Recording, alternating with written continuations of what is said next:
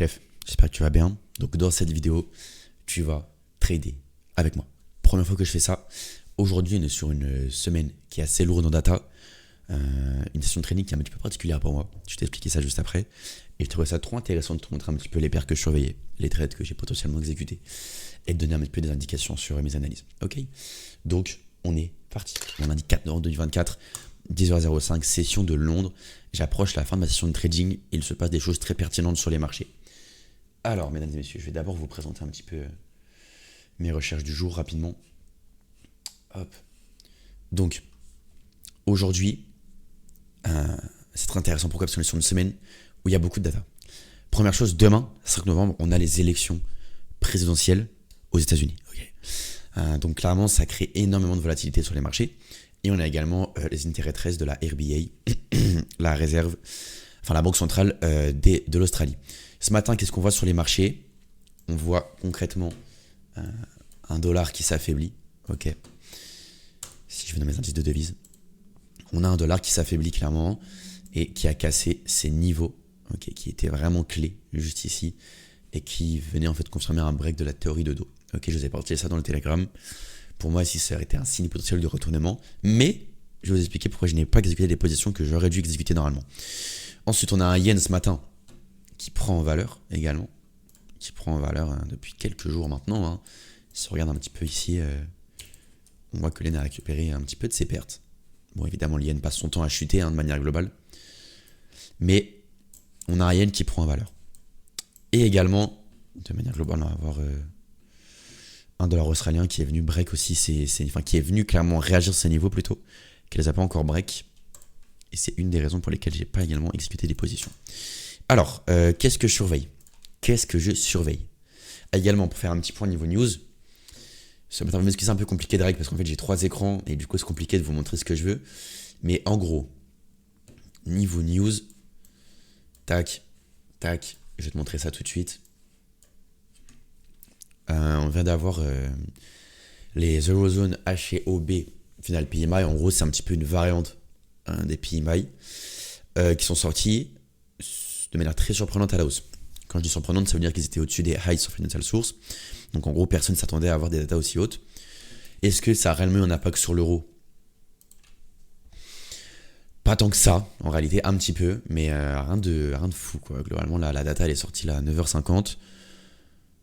Bon, bah, c'est en ce moment, quoi. Donc, globalement, c'est pas un truc de ouf. Ça crée pas de la volatilité énorme. Donc là, clairement, moi, ma stratégie, c'est quoi? C'est de ne rien faire. Pourquoi? Parce que demain, on a à la fois les interest rates à la RBA. Le 7 novembre, donc jeudi, on a la Fed, décision FOMC, le taux d'intérêt. Ils sont censés baisser leur taux. Ok, on a une probabilité assez incroyable puisqu'on est, je crois, à 99% de chances qu'ils baissent leur taux d'intérêt. La Fédérale Réserve, je vais vous montrer ça en direct. Tac. Alors, il faut voir que la Fed, on est à 96%. Ok. Donc là, on est ultra unanime sur le fait qu'ils vont baisser à 0,25 points de base. Et au niveau de la RBA, demain, eux, ils vont hold, c'est-à-dire qu'ils vont maintenir. Et on en est sûr quasiment à 95%. Donc pareil, c'est très unanime. Et par contre, si on verrait la RBA baisser ses taux, ça serait vraiment surprenant. Et on verrait sûrement une jolie baisse de l'or australien. Alors là, il faut savoir que Aussie m'intéresse énormément en ce moment. J'en ai parlé sur le Telegram aussi. Pourquoi? Parce que déjà... techniquement parlant, on est sur une zone ultra intéressante, sur cette grosse trendline en weekly. Et également parce que si on va voir un petit peu les rapports COT, c'est ultra intéressant. Pourquoi? Alors attendez, je vais vous montrer ça tout de suite. Tac. Tout simplement parce que, alors, si on va chercher notre dollar australien, on voit qu'en net position, ça fait un bon moment que... Vous voyez que voilà, tout le début là, du 21 novembre là, jusqu'à pas si longtemps que ça, jusqu'au 1er octobre, on était vraiment en train de vendre. Et le dollar australien était vendu massivement par les grandes banques. Et là, depuis peu, on achète vraiment du dollar australien. Ok. Depuis le 1er octobre 2024, on achète réellement du dollar australien. Et ce qui est vraiment intéressant, c'est qu'au niveau du dollar australien, bah, il a fait que baisser. Donc ça veut dire quoi? Ça veut dire qu'on a des banques qui accumulent des positions haussières et que le dollar australien ne monte pas. Et généralement, quand on voit ça, c'est ce qui s'est passé récemment sur le dollar. Il faut savoir que sur le dollar, en gros, Ici, on avait des grandes, si on regarde les COT, ici, les grandes banques et les institutions ont plus de 50 millions d'assets sous gestion, de dollars sous gestion. Pour faire le point, c'est quoi un COT? En gros, c'est des rapports. Si vous voulez, les hedge funds, les entreprises, les banques qui ont plus de 50 millions d'assets sous gestion aux États-Unis doivent envoyer des rapports à la SEC ou à la CFTC pour expliquer, voilà, j'ai tant de dollars, j'ai tant de livres sterling, j'ai tant d'euros. Et en gros, ça permet d'avoir des datas clairement sur où est-ce qu'ils sont positionnés, qu'est-ce qu'ils achètent, qu'est-ce qu'ils vendent, leur net position, leur pourcentage de long, de short.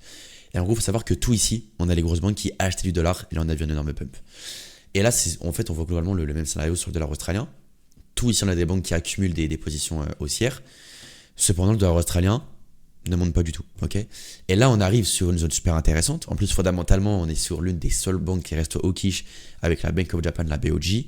Cependant, la BOJ, c'est une économie qui est totalement différente, qui fonctionne différemment. Donc, en gros, des économies qui fonctionnent comme elle, c'est la seule à être hawkish. Et de plus, si on regarde sur Trading Economics, globalement, hop, Telegram, merci. Globalement, le marché de l'emploi se porte bien. Enfin, je veux dire, il n'y a rien d'alarmant, il n'y a rien qui pourrait montrer une récession ou quoi que ce soit d'autre. Donc, pour moi, en fait, cette grosse baisse, c'est pas forcément justifié sur le dollar australien. Également, pour refaire un petit point, il y a un truc qui pourrait jouer des tours au dollar australien. C'est l'incertitude un petit peu qu'il y a dans le monde. Donc là, dans l'instant T, effectivement, les incertitudes, ça va être élection présidentielle, etc. Mais de manière globale, on a tout ce qui est conflit au Moyen-Orient. On a vu des frappes qui venaient d'Israël, il me semble. Bon, j'ai plus les recherches exactes, je vous avoue, ça fait quelques jours que j'avais vu ces datas-là. Mais en gros, on avait vu un petit peu que ça chauffait encore. Et ça pose un problème. Pourquoi? Parce que vous le savez, le dollar australien, il s'apprécie quand globalement les acteurs veulent prendre du risque. Mais si les acteurs du marché voient que c'est la merde globalement dans le monde, ils vont pas vouloir prendre du risque. Ils vont vouloir acheter du yen japonais qui, lui, s'apprécie quand justement on veut sauvegarder notre monnaie. Qu'on veut sécuriser notre argent.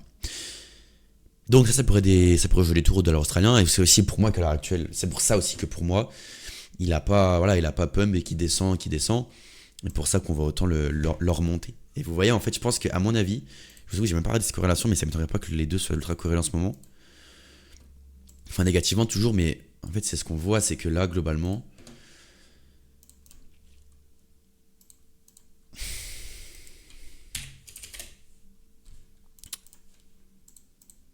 alors, excusez-moi. Voilà.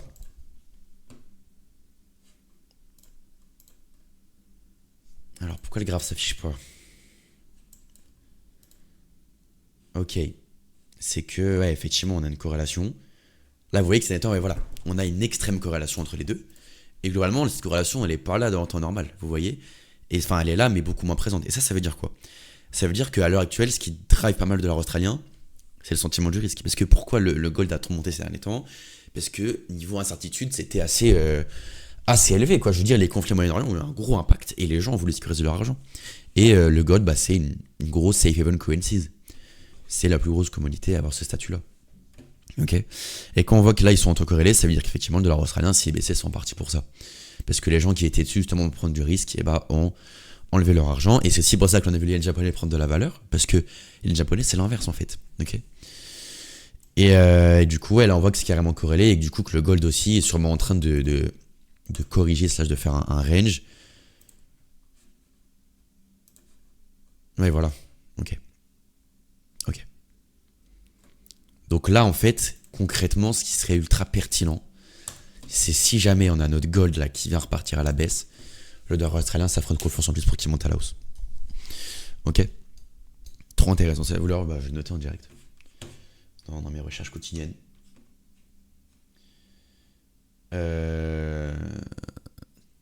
Alors. Tac. Bon alors cette vidéo les gars, vous m'excuserez, il n'y a pas de montage, il n'y a rien. C'est vraiment...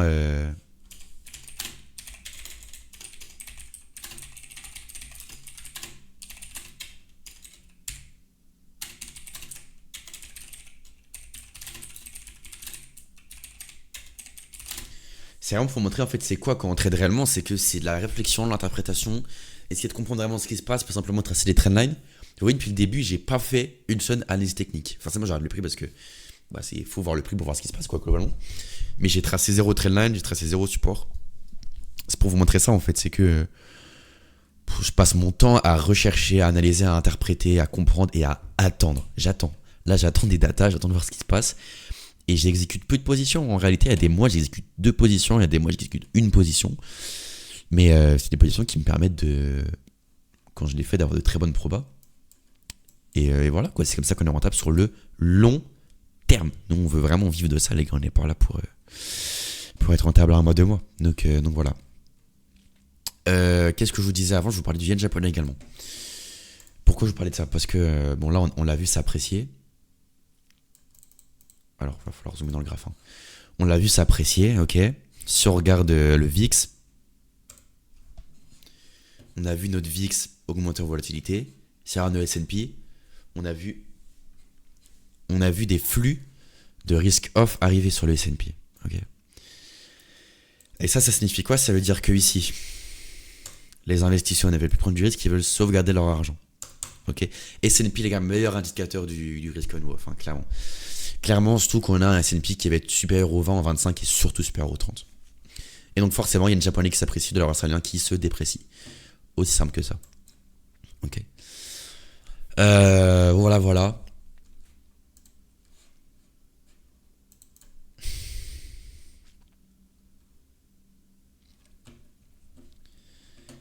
Également, on voit qu'on a l'écart entre le DR Treasury et les 2 DR Treasury qui augmentent. Et ouais, ça c'est intéressant. Et faut savoir que le dollar américain, c'est une monnaie qui va s'apprécier si les États-Unis tombent en récession. Pourquoi je parle de ça? Parce que cet indicateur-là, c'est un très bon indicateur pour prévoir entre guillemets une récession. Bon, évidemment, faut pas se fier les mots à ça, mais après, bon, là globalement, les États-Unis se portent bien. Je veux dire, marché de l'emploi, ça va. On a juste vu les non-farm payrolls qui sont sortis plus faibles que prévu et qui ont sûrement contribué là un petit peu à cette baisse, qui a participé à un des triggers fondamentaux de la baisse du dollar actuellement. Mais ouais, et j'avais un autre truc à vous dire, il me semble.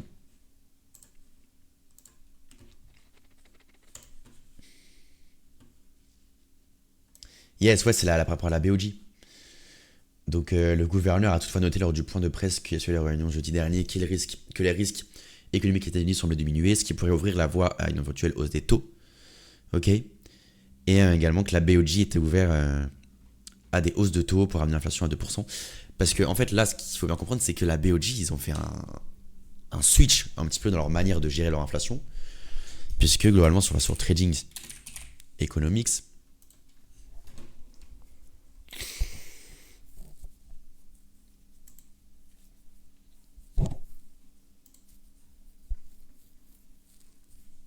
qu'on va directement dans le Japan.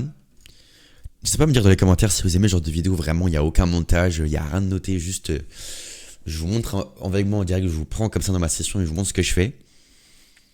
Parce que ces règles, bon, c'est pas forcément ultra pertinent. Je dirais pas du montage, il y a beaucoup de blanc. Alors attendez, parce que là, du coup, je peux concentrer. Donc, Japan. Si on va voir notre inflation, première chose, inflation rate, on est actuellement à 2,5. Donc on voit déjà que le fait qu'ils aient augmenté leur taux, ça a marché, hein, parce qu'on était à 3%.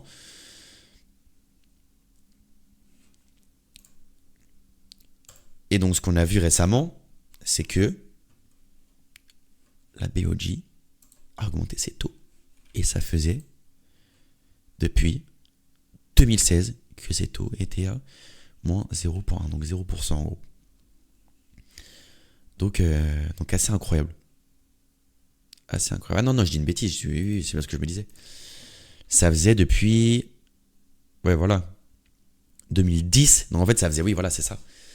Ça faisait plus de 20 ans qu'on avait les taux qui étaient globalement à 0%. Et là, on a vu récemment, le 29 février, une hausse pour monter à 0,1, puis ensuite pour monter à 0,25. Et ça a participé vraiment à réduire l'inflation sans complètement avec.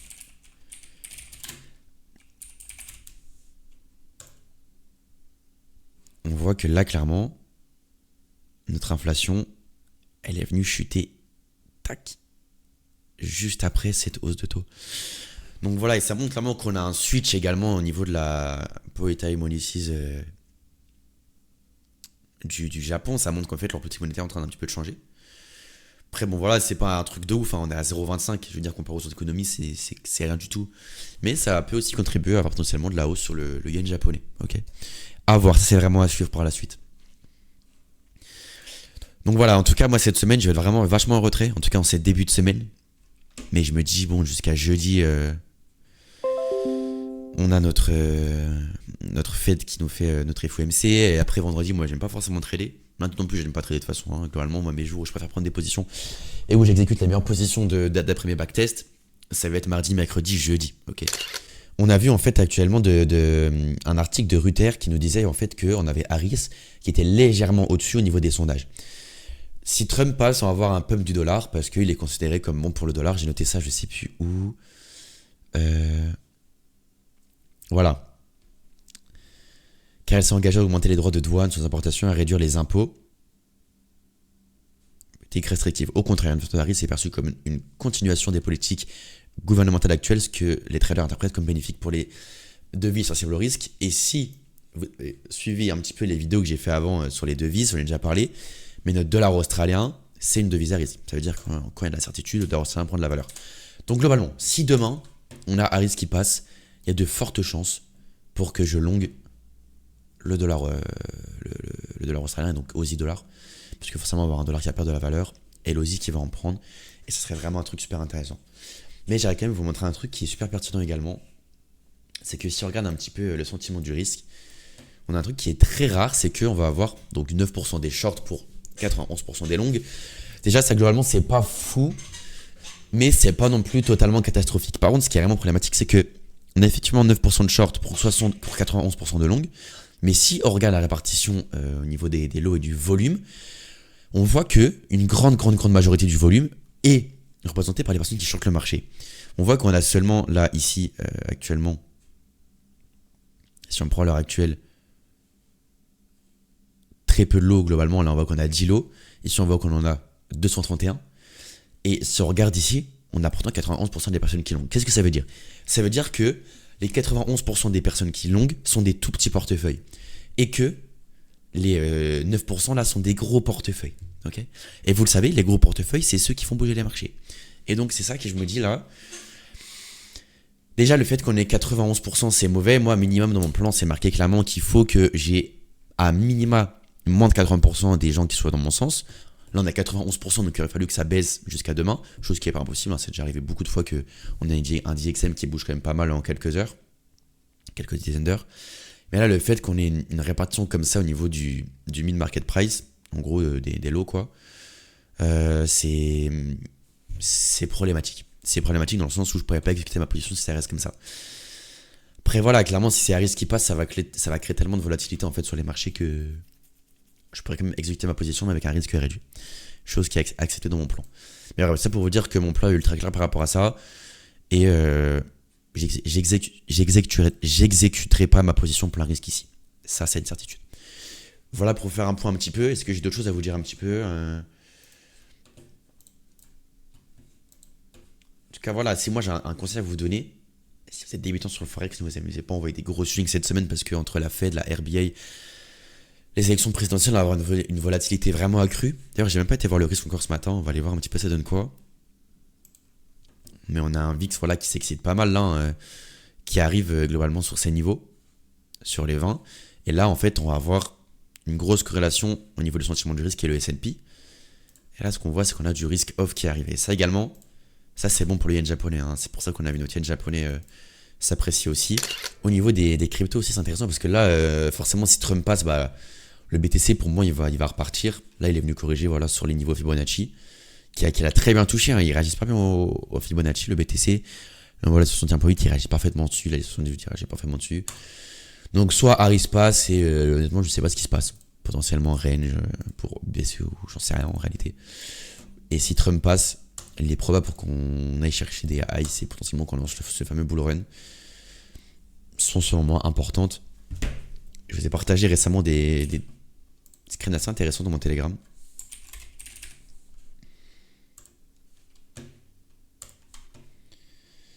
Bon, d'ailleurs, ce matin, un petit résumé un petit peu des marchés par rapport à mes recherches que je vous ai envoyées. Je vous ai envoyé ça. Et là, on voit clairement qu'on est sur un niveau ultra propice avoir une giga hausse, enfin une giga hausse, une belle hausse sur le dollar, sur le Bitcoin, et potentiellement un gentil bull run. Ok. On voit que là, 2014-2017, bim. 2018-2021, bim. 2022-2025, bim. Donc voilà, c'est à voir. C'est à voir, et clairement, pour moi, le trigger qui pourrait lancer ça, ça serait l'élection de Trump. Ok. Voilà, je vais faire un petit point de ce que je pensais, ce que je voyais sur les marchés. Moi, clairement, je vais pas trader, en tout cas, ce début de semaine, parce que trop volatile. Et de toute façon, je vous l'ai dit, même si demain, Harris passe et que, effectivement, ça va soutenir mon idée là de setup que je vous avais aussi partagé sur Audi Dollar.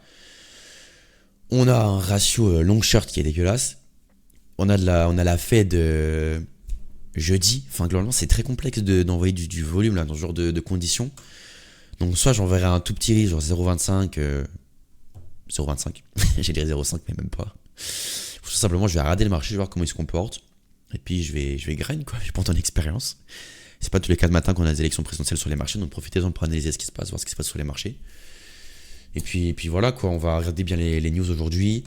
Globalement, c'est vide en termes de news. Là, c'est un peu chiant. On n'a vraiment pas grand-chose. Australian Judo Banks, enfin les PMI encore une fois en Australie. Japanese Monetary Base. Ok, ça aura de l'impact, ça aussi, mais bon, vraiment sans plus, quoi. Donc voilà, journée, moi je vous conseille d'observer les marchés et de pas trader, ok. Parce que globalement, niveau direction, c'est très compliqué. Et voilà, il y a des jours, c'est comme ça, les gars. C'est pas parce qu'on traîne depuis des années que des fois on sait toujours tout ce qui se passe. Il y a des jours où c'est dur d'interpréter, il y a des jours où c'est ultra volatile, on comprend pas trop.